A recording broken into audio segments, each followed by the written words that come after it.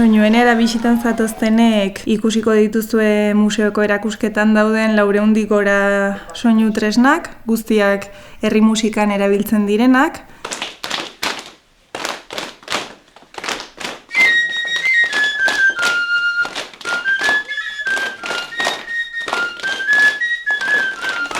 Badakizute no etorri zaten?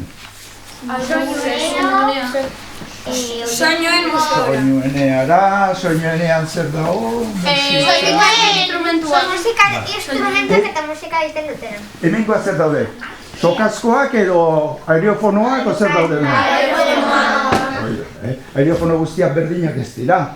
Eta esku batekin jotzen da txistua, hori da ezberdintasuna, Hauek esku batekin jotzen dira eta besteak bi eskurekin. Eta beste eskuarekin zer egiten dugu? Oso ongi, nola esaten zaio danbor horri? Danbolin, Orduan zer esan dugu hau? Grabe edo agudo izango dela?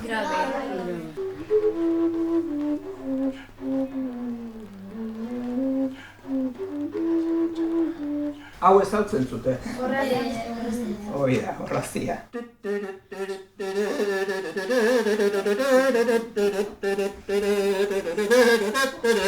Bisitaren berezitasuna edo esango nuke dela, jo egiten ditugula soinu tresnak, bai bisita ematen dugunok, eta baita gonbidatuek ere.